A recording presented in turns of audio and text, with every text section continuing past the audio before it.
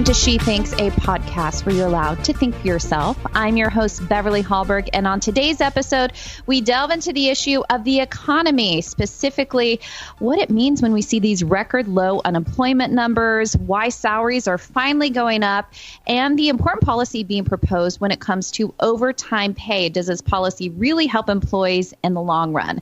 Well, our guest is going to break that all down, including telling us it's okay to spend money right now and go shopping, that the economy is strong and likely will continue. Our guest is Patrice Onwuka. She is a senior policy analyst at the Independent Women's Forum. Patrice has worked in the advocacy and communications fields for more than a decade. And prior to joining IWF, she served as the national spokeswoman and communications director at Generation Opportunity. She's also held consulting roles as a speechwriter for United Nations spokesman and managing a student travel program to South Africa. She's a friend. I've known her for a long time, so I'm especially happy to be able to share the next 30 minutes with her. So, Patrice, thank you so much for joining us. Thank you for having me, Beverly. So I'm excited because I'm a nerd and a geek to talk about this issue of overtime pay. But before we get into that, I thought it'd be good for you to give the lay of the land of where we are when it comes to the economy in reference to employment. Because I know unemployment, we have some record lows when it comes to especially minorities and women. So can you first give us the lay of the land, especially since I see you on Fox Business all the time talking about these issues? Where are we when it comes to jobs in the economy?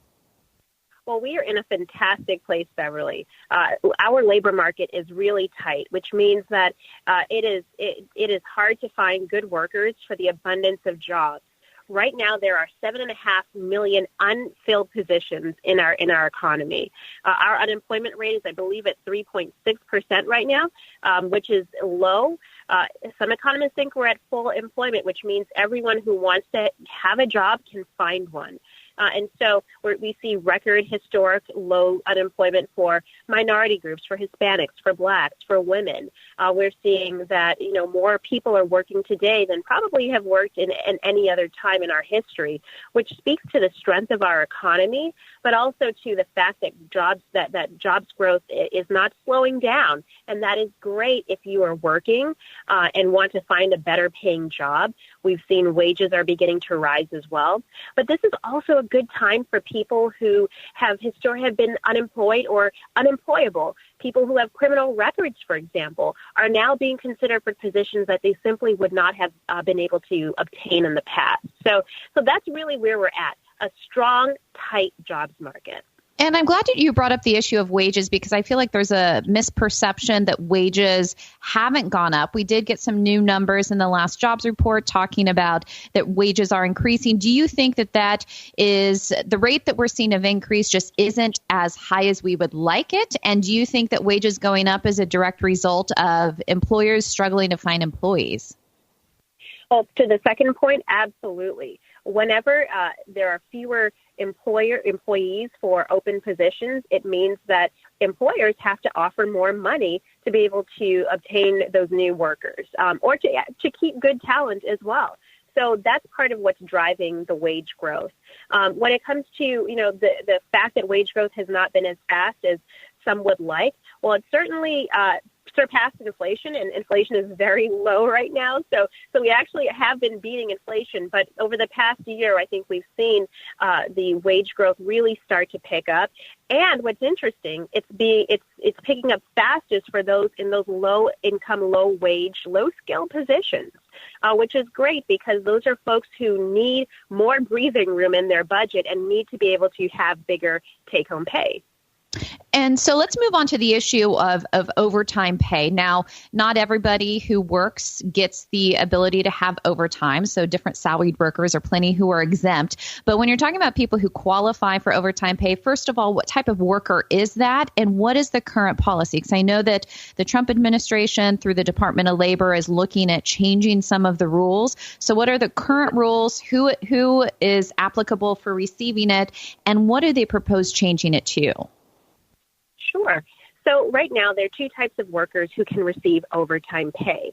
First are hourly workers, people who are paid by the hour. And if they work more than 40 hours each week, they're considered non-exempt from overtime, or they get overtime pay. And for those who don't know, overtime pay is time and a half. So it's not just your regular hourly rate, but it's that times an additional kind of half. So it's a nice little bump in your pay. Then you have another group of workers who are salaried employees, salaried workers. These folks have to meet two criteria to get overtime pay. They have to be earning up to $23,660 a year, so a low rate about $23,000 or $24,000 a year, or their position has working duties that are not managerial, not advanced, not supervisors. Typically, the people who don't get overtime pay tend to be executives, managers, professional people. Those folks, though, they are exempted from overtime pay. The rest of the folks who are salaried, based on that cap of $23,000, $24,000, they could very well earn overtime pay, but it also depends on what their management or their responsibilities are. And I know as somebody who is a small business owner, so I'm self-employed, I don't get overtime pay. So I know some people listening to this are wondering, okay, on paper, this sounds great. We want people, if they're working more than 40 hours a week, to get overtime pay. So getting into some of the details of this, is this always beneficial to people, even those who are in minimum wage or more low paying jobs? Does overtime really benefit them in the long run? Well, I mean, certainly it provides an immediate bump. So right now, the Trump administration is proposing that salary cap or threshold of folks who can earn it who are salaried would be raised to add another 1.3 million workers to receive overtime. That sounds good, and it's a great initial bump for those folks. But when you consider how employers are going to respond, that is where, in the long term, workers can end up suffering and losing out in different ways. One of the biggest ways is in terms of fewer benefits. If you don't get overtime and suddenly now you do get overtime, well, your employer may decide based on that classification change that, hey, you get overtime now. I can't necessarily continue to give you benefits like paid time off, dental, vision, medical coverage, disability benefits. So you might end up with folks who have fewer benefits. You'll have folks who will end up with fewer, with lower base pay because their employer will say, you know what, I know how much I want to pay you overall. Seeing that because you have overtime now, I'm going to adjust your base salary, maybe lower it, and then you'll make up that difference in overtime pay. So you'll generally walk away with the same amount. Well, that might sound okay, but if you think about how you negotiate for your next job, you're going to be negotiating based on what that base pay was, not necessarily what your overall pay is. And then flexibility is huge, Beverly. I work from home. I know that there are lots of people who love the flexibility of having a schedule where they can work not during non-traditional 9 to 5 hours, maybe outside of that time frame. Maybe they have they share their position. Maybe they work remotely. They telecommute. And so what we see is that when overtime gets factored into the equation, some employers will say, because now I have to track all of your hours and I have to know where you're at all times, I'm not going to take the risk of continuing to allow you to be flexible and answer calls on the weekends and do time during off hours because now I'm going to have to pay you for that overtime. So the loss of flexibility could be a really big harmful impact, especially for workers like working moms and dads who really want to have that, be able to say, I can get the job done, but I don't need to get it done within a specific amount of hours or a 9 to 5 time frame. And one of the things that you mentioned, which I think is an important aspect of this, is going back to wages, that wages increase when you find employers need to find more workers, that there are jobs that need to be filled and they can't find more workers. So the employer right now has more flexibility of leaving a job if they don't think they're being compensated as they should, moving somewhere else. So do you find that the market tends to handle this better than government intervening? And were you surprised that even though the Trump administration proposed proposed this, and it wasn't as high of a threshold as the Obama administration proposed in 2015, but still surprised that Trump, who is a businessman, did propose something. Yeah, I was surprised in that the administration certainly has done a lot on the employment front or on the economic front to ensure that wages are rising because there is so much opportunity. I mean, let's just backtrack to the 2017 tax cuts. And immediately people were getting, employers were offering bonuses, salary increases, new benefits. As a result, it also stimulated the economy. So we're seeing the economy grow really fast, which is creating jobs. And the more jobs that are created means the higher the salaries and wages that employers have to offer so they can get that great talent. And so this, I think, was meant to kind of thread the needle between, as you recognize, the Obama administration wanted to raise that salary cap to twice as high. And so I think you have the Department of Labor secretary saying, hey, this is a way of offering some more additional relief to some of those workers that's not as bad as it could have been under the Obama administration. So we will see what happens when this proposed rule is supposed to be implemented. I do, though, think that there are some unintended consequences. One not even neglected, but is a very big long-term impact, is the idea of automation. I think everybody's worried that robots will replace us, but that is actually a very real concern when the cost of labor or the salary increases kick in. An employer will say, well, maybe I can suck this up for a few months, maybe a year, but 5 years from now, I may just invest in some sort of robot or automation that makes that eliminates the need for some of those lower skilled, lower paid workers entirely. And so that could lead to the elimination of lots of opportunities for those people who really need opportunity most. Young people who are starting out, immigrants who are new to the country and are getting their foot in the door, generally low skilled, low educated workers.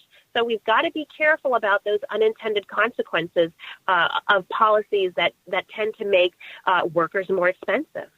And I'm glad that you brought up the issue earlier of just flexibility. So you mentioned that you work from home. I'm self-employed. I work from home.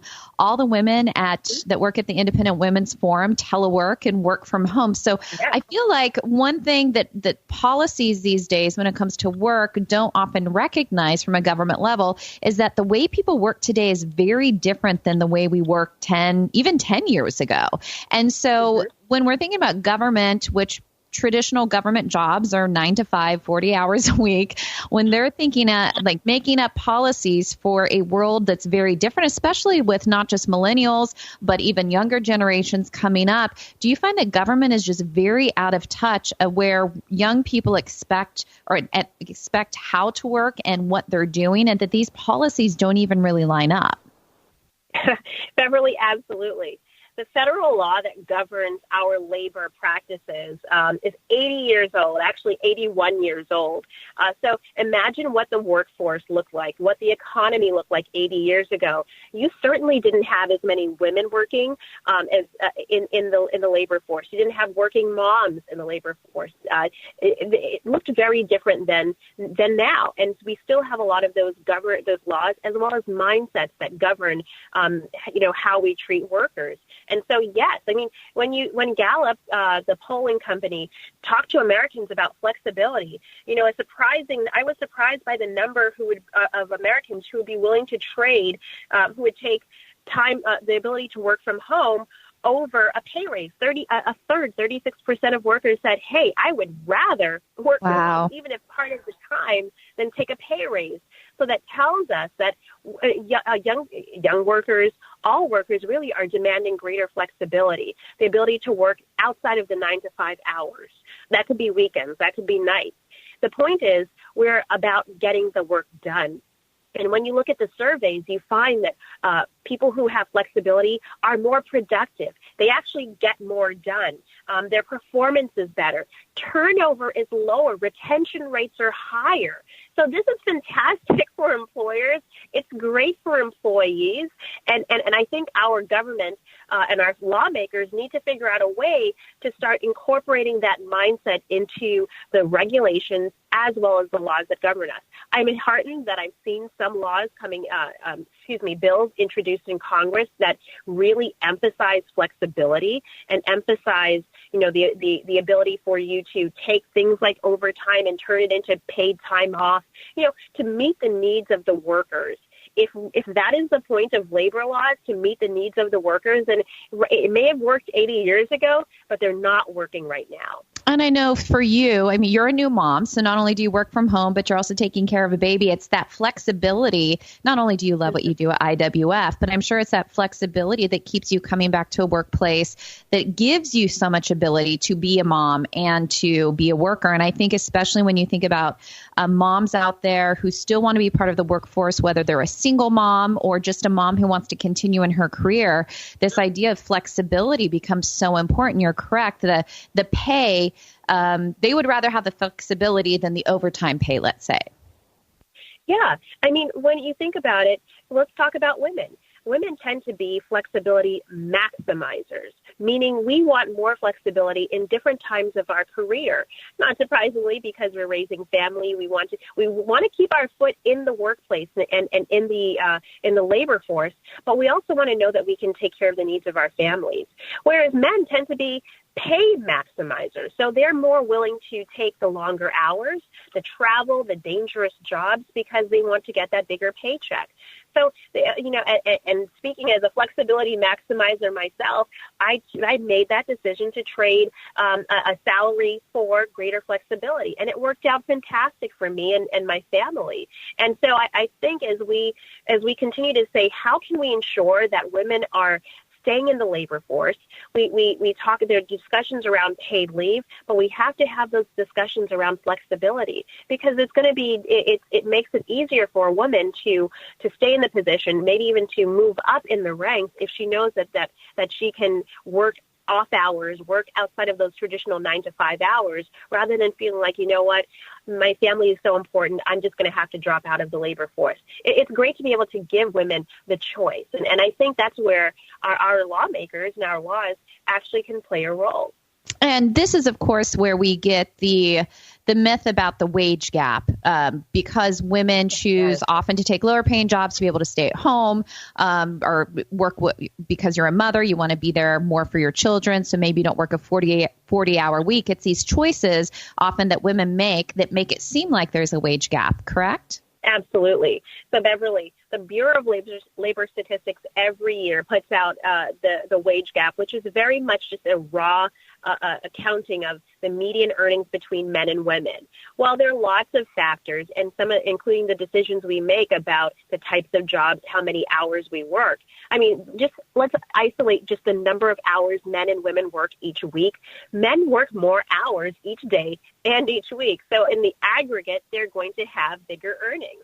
That's not an indication of gender discrimination. That's an indication of choices that men and women are making. And it's not, and we shouldn't judge that and say, well, one is better than the other. It's really about what works for us. And so when we talk about the wage gap and how do we close the wage gap, lots of factors go into that, and we've got tons of information on IWF.org that explains it. But we have to recognize that women make those choices and very often are happy with those choices. So it shouldn't be viewed negatively as it's just driven by discrimination. In fact, when you control for many of the factors, the Bureau of Labor Statistics finds that there is maybe a 3 to 5 cent difference between what men and women earn.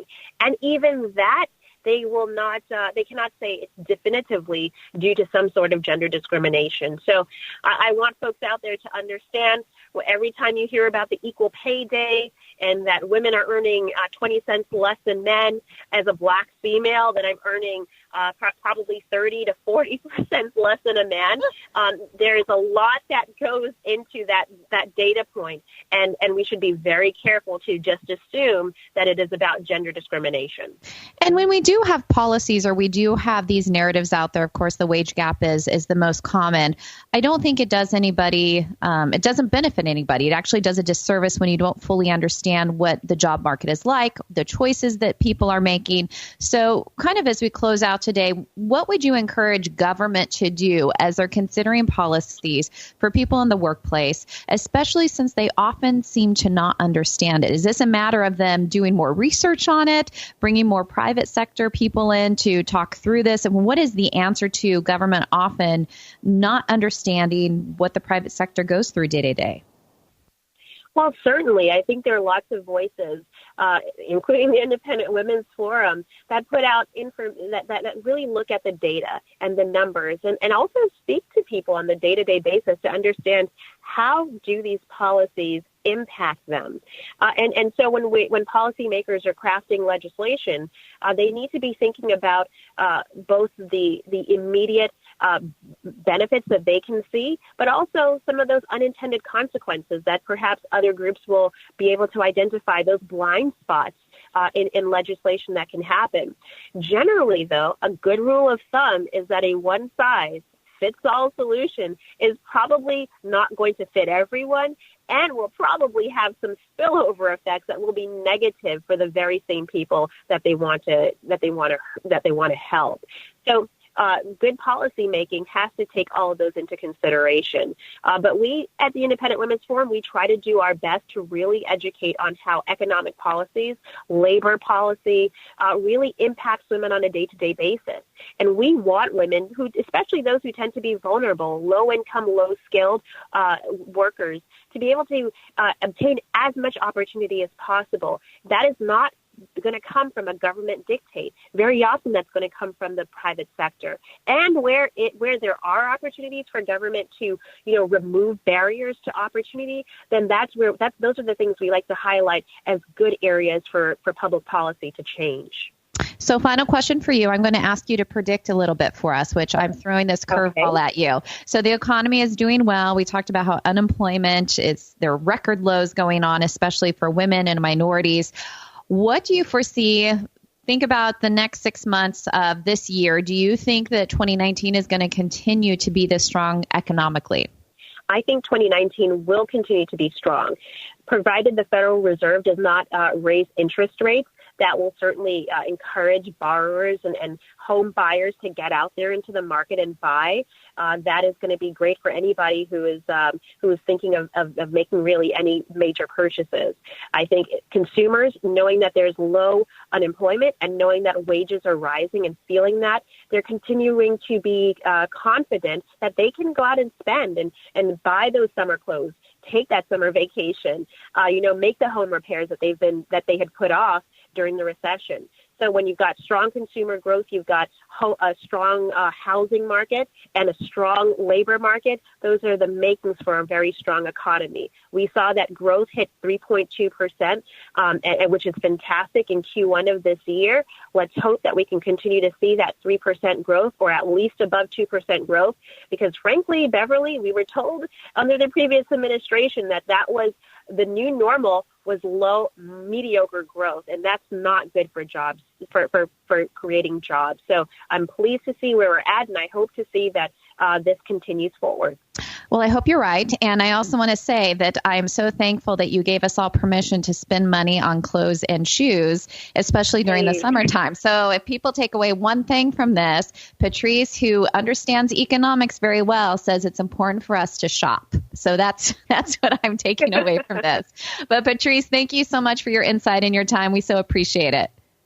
Thank you so much, Beverly. Well, if you want to hear more about what Patrice has to say, of course, you can find her on Twitter at Patrice Pinkfile. And of course, she has all of her writings on the Independent Women's Forum blog. So do check her out. And thank you all for checking us out. If you enjoyed this episode of She Thinks, do leave us a rating or review on iTunes. It definitely helps. And we'd love it if you would share this episode and let your friends know where they can find more She Thinks episodes. So from all of us here at the Independent Women's Forum, thanks for listening.